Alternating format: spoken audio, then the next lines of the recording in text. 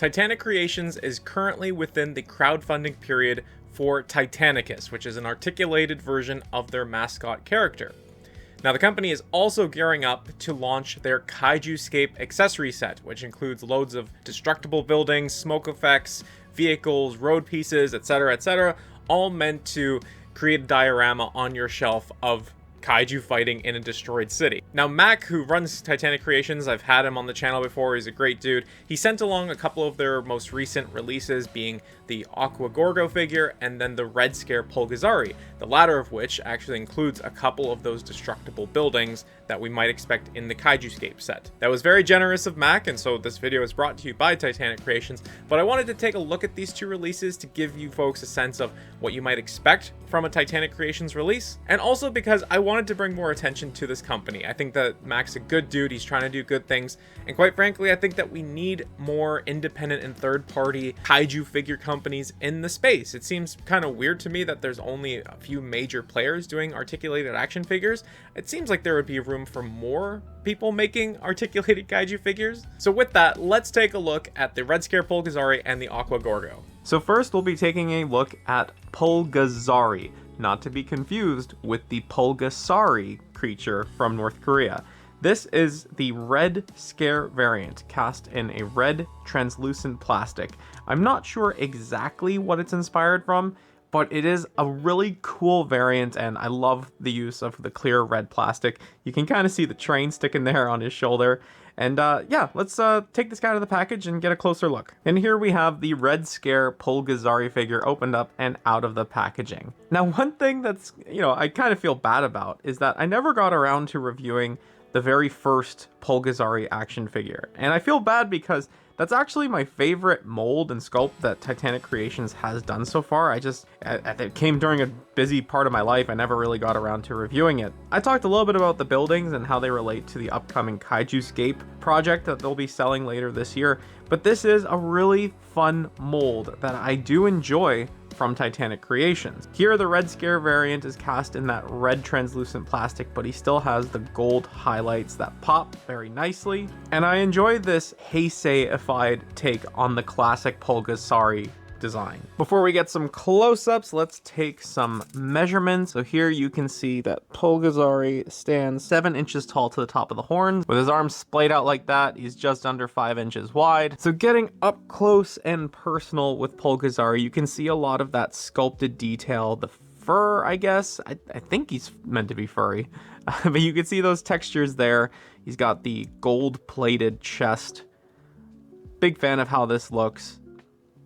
Circling around, you see he has more of like an armor-like scale appearance. I've said it before, but the translucent plastic look does something with the sculpted details that a paint job with a black wash just doesn't seem to do quite as well. Like, you really get to appreciate the design in a different way here. There's a closer look at the face. On the bottom, we have the Titanic Creations logo, and on the other side, we have Dope Pope's logo. Dope Pope is the one who sculpted this figure, just like he sculpted Yongari and Gorgo before that. Now, in terms of articulation, the head is on a ball joint. You can get him looking all the way around. He looks up ever so slightly, looks down ever so slightly.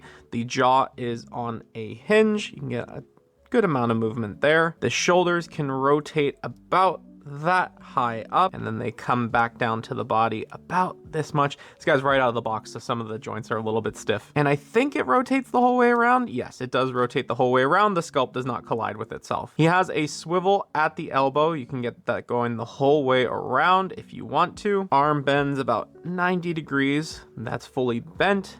That's fully straight. So a little bit less than 90. And then the wrists are your classic swivel hinge combo. The torso rotates the full way around.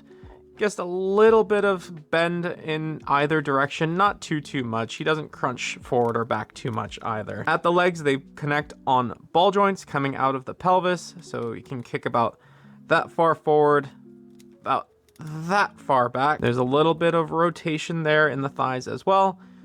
The knees are on swivels. They bend about that far in, and they can move, so it's about 1 notch. It's not the craziest amount of movement, but you can get a little bit of bend in there. And then the ankles are a combination of hinge swivel, so you can go about that far up and then about that far down. So that's a really good amount of movement. The biggest change in articulation that I'm happy about is the removal of the revolver joints. I know that some people really enjoy those. I am not one of those people. I prefer my swivel hinge traditionally. Those are gone, and I find this figure much more intuitive and easy to get into the positions that I want him to get into. I also want to take this opportunity to show him next to the first Pulgazary variant. So the gold paints are basically the same. They look the same, at least to the naked eye. Whereas this guy had more of a darker green blackish texture. This guy is translucent red. I think both of these are great for different reasons. And I will reiterate that this is still my favorite sculpt to come out of Titanic Creations so far. Now let's talk about the accessories that Pulgazary comes with. So right out of the box, he comes with these hands that are a little bit more relaxed. They're not really aggressive. I guess these are like your just sort of standard walking hands. But he comes with two other pairs of hands as well. So here, the hands are a little bit more intentional. I guess it's more of a swiping type motion. So there you can see that translucent red with the golden fingertips. Looks great. And then my personal preference when it comes to displaying Pulgazary is with his fists. To me, the idea of having a kaiju that likes to punch things is awesome. So these are definitely the pieces that I'm going to display him with. I just haven't done it yet because he's fresh out of the box. Here is the baby Pulgazary. He's just at around 2 inches tall, roughly. So translucent red plastic and gold paint for highlights. I think every action figure is immediately made better with a buddy, and here a buddy is included. Here is a train that comes with Pulgazary. It comes in 3 different pieces. You just assemble them in the box, and you can, actually, let's just do it on camera. Can I get him doing a little train biter? There you go. There you go, he's biting the train. There is a display base for Pulgazary, which features a number of connection ports. So if you have the Yongari release with the vehicles, the jets, with the flexible display pieces, they will plug in here. And then these are the 2 slots for the crumble zone buildings. So I've covered these before, but here's another look at them. Here's the smaller building. It's a predominantly dark gray plastic. This piece is removable. You can see destroyed apartment units inside. Very cool. I really like this. But even better than that one is the bigger building. This one is even cooler. You see it's like a tan beige-ish type plastic, lots of apartment lights on. And I think it's 3 pieces that come off this guy. Again, I haven't touched this one yet. These ones are a little bit tough to come off the first time, but after it does, then it's quite easy. So there you can see again, the destroyed innards of the building. This piece just pegs off. There's the second segment, more of that destroyed detail. And then there's the last piece, and this is the largest segment. There you go. So you can customize your building to look whatever level of destroyed meets your needs. And here we have Pulgazary standing triumphant with fists on his arms. Now, one thing about this figure, this was consistent with the previous release and the one that I have in front of the camera now, is that the hands are quite difficult to interchange. I definitely recommend the use of hot water, and even then I needed to wrap around a towel around the fists to get a good enough grip to get them pulled off. So that's just one thing to keep in mind. It will be a little bit difficult to swap the hands off, but my experience says just a little bit of hot water and you'll be just fine. As Titanic Creations' most recently sculpted action figure, I think that this is leagues above what has come before, and the idea that Titanicus could be even better than this is really exciting to me. Next up, we'll take a look at the Aqua Gorgo variant. So here is the packaging, a more traditional cardboard box, and if I'm being honest, this is my preferred packaging when it comes to Titanic Creations. There's something about the plastic that just feels a little bit too wobbly to me. So here you can see the front of the packaging. Gorgo, 26 points of articulation, chomping mouth, slashing claws, swinging tail, stomping feet. Aquatic version includes the infant, again, another little buddy. Fully posable, articulated prehistoric sea monster. So there's nothing on the back there. Titanic Creations presents from the depths of time.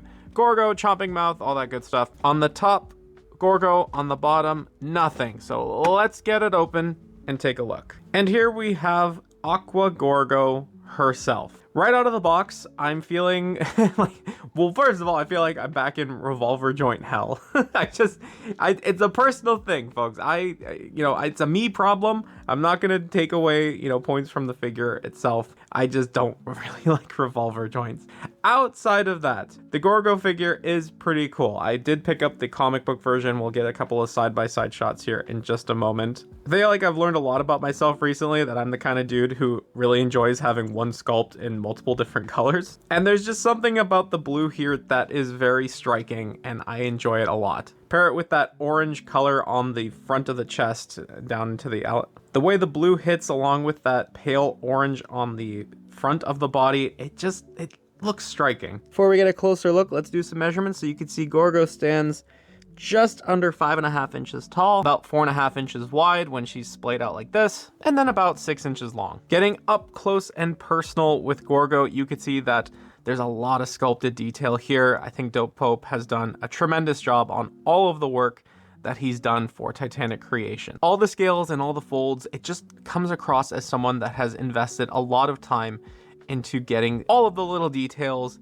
captured here within Gorgo herself. Now, in terms of the paint, I do like this orange here sort of fading out to the side. I will say though that the claws sort of just going from blue to that white, the transition could have been eased a little bit, and I'll show you in comparison to the comic book Gorgo what I mean. But I guess even here on the toes, you can kind of see how there's the white claw and then there's the pale blue skin sort of fades it back into that darker blue.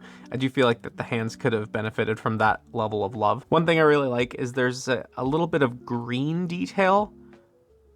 Looks maybe like it was dry brushed onto the face. I don't see it anywhere else on the body. I kind of wish I did, because I like how it comes across on the head here. And that orange coloration carries on down all the way to the end of the tail. Getting into Gorgo's articulation, she has a swivel jaw. Taking a closer look there, you can see there's actually like a tongue painted, as well as the sides of the mouth, which is a nice detail. Roof of the mouth is painted. The head is on a double barbell joint, so you can get her looking about that far up, about that far down. There is the neck joint here that swivels. It doesn't move very much in any other direction, but it will rotate. The arms can go about that high up and then come that far down. The elbows bend pretty much about 90 degrees from what I remember. Again, this is just fresh out of the package, so it's just under 90 degrees, but I'd say that's pretty good. Revolver joint in the wrist. Right now it's oriented, it wants to pivot that way, but you can bend it in and out if you want. Torso joint will move the whole 360 degrees. In terms of bending forward, not too much. Bending back, not too much. Oh no, and the paint rubbed off because I did that. That doesn't feel good. Anyway, we're just gonna have to keep on keeping on. So thighs plug in at the hips. They move the full way around. The knee bends about that far straight and about that far in. Revolver joint at the ankle. How does this one want to move? Like that. Like that. I hate revolver joints. And then there's a mid-foot swivel. I don't really like these either, just because I feel like the joint strength will dictate whether or not a figure can actually use that joint. Then you get to the tail, and you can see bends about that far to the side. Oh, no, that's my mistake. Tail bends about that far up, and then about that far down. So she's not the most articulated figure, especially in comparison to something like their Yongari figure or their Pulgazary, but in getting an articulated action figure of Gorgo, which was a pretty stiff suit to begin with, I think they've done a pretty good job. Here's just a quick look at the baby. Again, any figure is made better with a buddy.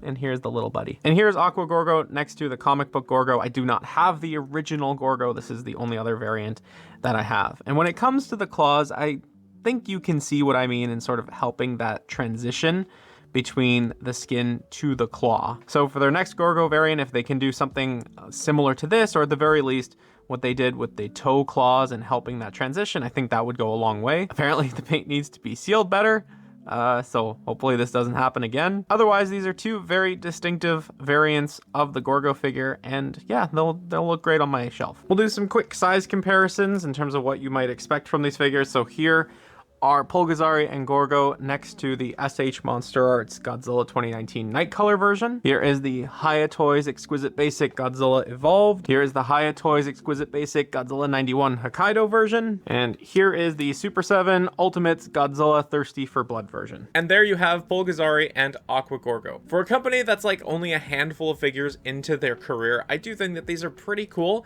There's obviously room for improvement off like the paint scraping on my Aqua Gorgo. You know, that's unfortunate. It doesn't ruin the figure for me, but you know, if that experience being the thing to make sure paint gets sealed in all their future releases, you know, I'm happy to take the hit on that. And I know that Mac and Titanic Creations have lots of interesting things in store. So Titanic is currently funding. It's about 140, 150 backers away from their funding goal. There's KaijuScape, which is going to be launching as a pre-order on October 3rd, and they need somewhere in the magnitude of like 1,500 to 2,000 units in order to make that work, because they're really trying to get the price down by increasing the number of people that actually buy into the project. I don't know if Mac's going to get mad at me for saying this, but he's working on an original interpretation of a Cthulhu figure as well. He shared a little bit on his Discord about that. It has a play feature. It's meant to be like, you know, toyetic in a sense, and sort of celebrating the toyetic aspect of kaiju characters. That's really cool. It seems like he's got some other licensed kaiju, sort of like Gorgo or Yongari, in the works as well. But obviously a huge part of getting the steam and the momentum behind it is if a character like Titanicus funds. If an original character like Titanicus, which is their mascot, doesn't fund, then there really isn't hope for more original interpretations of characters. And personally, I think that that would be a shame. I think that there's room for new and interesting kaiju characters and mascots to be out on the market, but you know, maybe that's just not where people are at right now. So if you're interested in the Pulgazary or the Aqua Gorgo, I'll have non-affiliate links in the description down below. You can also check out the Titanicus pre-order page. That will be in the description as well. And if I can find it, I'll include a link to the KaijuScape newsletter. That's a way that Mac has been sort of keeping track of how many people are actually interested in that accessory set. All that's going to be in the description. Thank you all so much for watching, and until next time, I'll talk to you again soon. Bye-bye!